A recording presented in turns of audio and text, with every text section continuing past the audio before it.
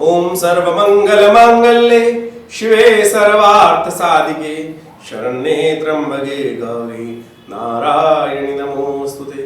नमस्कार, स्वागत है आपका आचार्य वाणी में। मैं आचार्य डॉक्टर विक्रमादित्य आपके साथ हूँ। आज का टॉपिक है कर्क राशि वालों के लिए सूर्य का प्रभाव किस प्रकार से रहेगा। देखिए, 15 मार्च से सूर्य का परिवर्तन हुआ और सूर्य के परिवर्तन से ग्रह गोचर के हिसाब से बहुत बड़ा इंपॉर्टेंट परिवर्तन माना जाता है। सूर्य का परिवर्तन महीने में एक बार परिवर्तन होता है। 15 तारीख से लेकर 15 मार्च की सुबह 6:30 बजे से लेकर ये परिवर्तन जो है विशेष तौर पर रहने वाला है 14 अप्रैल तक। और 14 अप्रैल को बैसाखी का सुंदर पर्व रहेगा। और लेकिन कर्क राशि वालों, आपकी राशि के अनुसार से सूर्य चले गए भाग्य में, और भाग्य में जब सूर्य जाते हैं तो बड़ा ही महत्वपूर्ण प्रभाव उत्पन्न करते हैं। नवम के सूर्य विशेष तौर पर भाग्य में, वो भी उच्चाभिलाषी ग्रह हैं, तो भाग्य में जबरदस्त उत्थान के योग दिखाई देते हैं। लेकिन वहां पर एक समस्या भी उत्पन्न करने वाले हैं सूर्य। वहां जब जाएंगे तो जो बृहस्पति लगातार पिछले 1 वर्ष से आपके भाग्य में लगातार आपको जो सपोर्ट प्रोवाइड कर रहे थे, उसको कर देंगे अस्त। यानी 31 मार्च से बृहस्पति अस्त हो जाएंगे। तो वो एक चीज आपके लिए जो परिपक्व काल था बृहस्पति का, बृहस्पति अब मीन राशि में जो है वो बड़े इंपॉर्टेंट स्थान पे आ गए हैं, बिल्कुल परिवर्तन के कगार पे आ गए हैं। और परिवर्तन से पहले पहले वहां पर सूर्य का पदार्पण होने की वजह से वहां बृहस्पति जो है वो अस्त हो जाएंगे। और ये बृहस्पति का अस्त होना जो है वो किसी प्रकार भी आपके भाग्य के लिए शुभ नहीं दिखाई देता।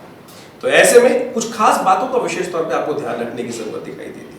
शनि वैसे ही आपकी राशि के अनुसार से अष्टम भाव में चल रहे हैं इस वक्त, और अष्टम भाव में जब शनि चल रहे होते हैं तो वो आपको सफलता में विघ्न देने की युक्ति देते हैं। तो ऐसे में आपको अपनी मेहनत पर, अपने बाहुबल पर, अपने सामर्थ्य पर जरूरत से ज्यादा विश्वास रखते हुए काम करने की जरूरत है।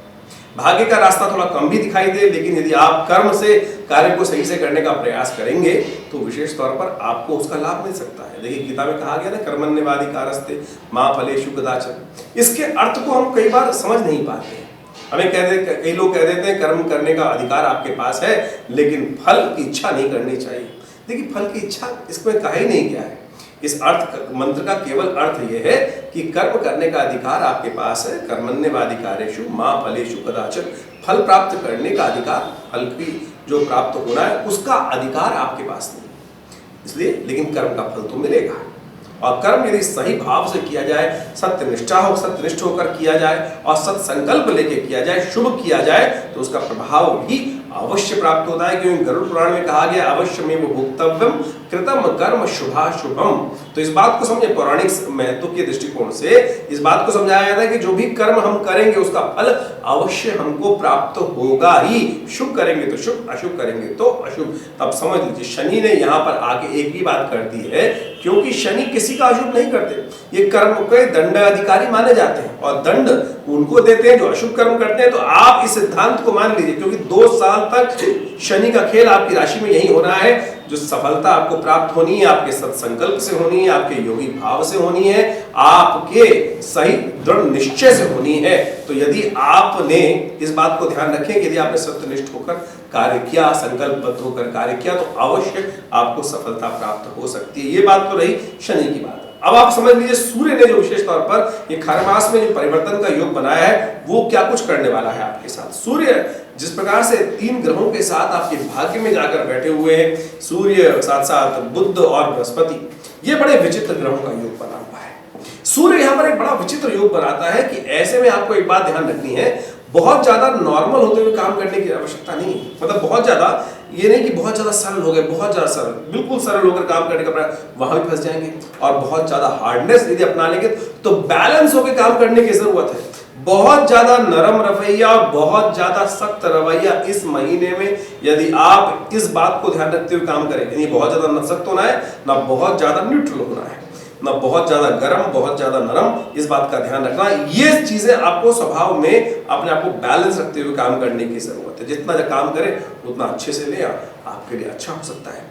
ऐसे में एक बात का काम करना चाहिए आपको, ग्रह गुण इस वक्त दिखाते हैं आपको, खास तौर पर आपको आगे बढ़ने के लिए एक छोटा सा कार्य करना चाहिए। आप एक काम करें, आप विशेष तौर पर पानी पीने के लिए या दूध पीने के लिए 1 महीने में इस खास प्रयोग को करके देखें। चांदी का बर्तन आपको मिल जाएगा, घर में कोई ना कोई चांदी का बर्तन होता ही है आमतौर पे, उसी ग्लास में आप पानी पीना शुरू कर दीजिए। और यदि हो सके तो किसी मंदिर में, किसी देवस्थान में जाकर चांदी का दान करिए। देखिए भाग्योदय होने के अद्भुत योग बनेंगे, क्योंकि सूर्य आपके भाग्य में जाकर बैठे हैं और इस महीने में खास तौर पर भाग्य के द्वारा लाभ प्राप्त करने के लिए आपके लिए बहुत ही सुंदर ये बात हम बताने का प्रयास कर रहे हैं कि आप विशेष तौर पर एक काम करना है, आपको किसी देवस्थान में जाकर चांदी का दान करने का प्रयास कीजिएगा। एक बात और ध्यान रखिएगा, कई बार गिफ्ट हो जाती है, कहीं किसी का बर्थडे भी आ रहा होगा, किसी का कुछ चीज आ रहा होगा, ऐसे में किसी से चांदी गिफ्ट लेना आपके लिए इस महीने में बहुत जबरदस्त नुकसान के योग बना सकता है। तो इस बात का ध्यान रखिएगा कि विशेष तौर पर चांदी की कोई भी गिफ्ट, यानी तारीख नोट कर लीजिए, 15 मार्च से लेकर 14 विशेष तौर पे अप्रैल के बीच में नहीं लेने का प्रयास कीजिएगा। ये आपको प्रबल योग बना रहा है इस प्रकार का, और यदि ली तो आपके लिए नुकसान के योग बन सकते हैं। इस बात का ध्यान रखते हुए काम करने का आपको प्रयास करना चाहिए। उपाय क्या किया जाए? उपाय तो हमने आपको बताया, चांदी के बर्तन में विशेष तौर पे दूध पीने का या जो भी पानी पीने की व्यवस्था बनाने का प्रयास कीजिए। देखिए इससे क्या होगा कि आपका जो रवैया, जो क्या हमने आपको एक बात बताई थी सूत्र रूप से, बहुत ज्यादा गर्म ना बहुत ज्यादा नरम।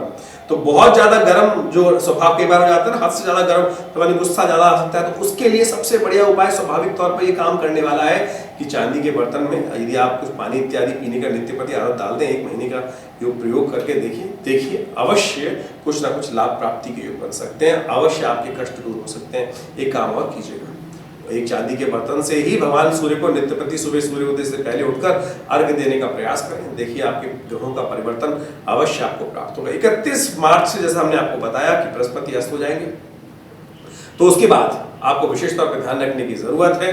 आप उस टाइम पर ओम ग्रांग ग्रीं ग्रौं से गुरुवे नमः इस मंत्र का जप करें, या एक काम और कर सकते हैं, आप जो दूध इत्यादि, चाय इत्यादि का सेवन कर रहे हैं उसमें 1 बाल केसर का शुद्ध रूप से डालकर या विशेष उसका सेवन करने का प्रयास कीजिए।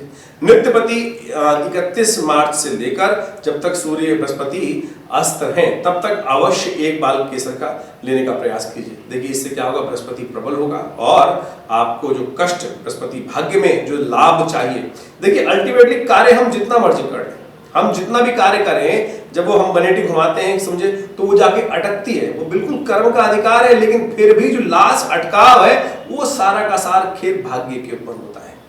हम लगातार प्रयास करते रहते हैं, लेकिन भाग्य, कहा गया ना, भाग्यम फलति सर्वत्र न च विद्या न च पौरुषम, ये भी कहीं ना कहीं सूत्र रूप से बात सत्य है। तो इस बात का ध्यान रखते हुए काम करेंगे, कार्य सही रूप से करेंगे तो अवश्य आपके लाभ हो सकते हैं। वैसे ग्रहों की गणनाओं को समझते हुए बहुत सारी चीजें होती हैं, तो ये तो एक प्रभाव है इस महीने की ग्रह गणनाओं को देखते हुए कि सूर्य का परिवर्तन क्या कुछ खेल खेल रहा है, बाकी सारे ग्रह भी परिवर्तन की तरफ जा रहे हैं। उन सब के लिए भी हम अलग समय पर अलग अलग वीडियोस उपस्थित करते रहते हैं, लेकिन इस ग्रह ने जो आपके साथ खेल करना है वो हमने आपको समझाने का प्रयास किया। इसलिए कोशिश ये कीजिएगा, भाग्य का खेल है, भाग्य में ही सूर्य चले गए हैं और भाग्य में ही बृहस्पति चल रहे हैं, बुध भी वहां चल रहे हैं, और बुध तो जिस प्रकार से कभी बुध अस्त कभी बृहस्पति अस्त, तो ऐसा खेल जो चलता रहेगा उठा पटक्का, तो कभी भाग्य स्विच ऑन कभी भाग्य स्विच ऑफ, इस प्रकार के योग बन सकते हैं। लेकिन जो हमने आपको उपाय बताए, यदि आप उसको नित्य प्रति कर लेंगे, इसके साथ साथ एक काम और भी कर लीजिएगा, क्योंकि भाग्य में बुध भी चल रहे हैं, तो वह उसके लिए काम कीजिए, गौ के निमित्त कभी कभी हरा पालक, विशेष तौर पर ताजा पालक बाजार से खरीद लिया और गौशाला में जाके दे दीजिए। देखिए आपके बुद्ध भी सही रूप से कार्य करना शुरू कर देंगे।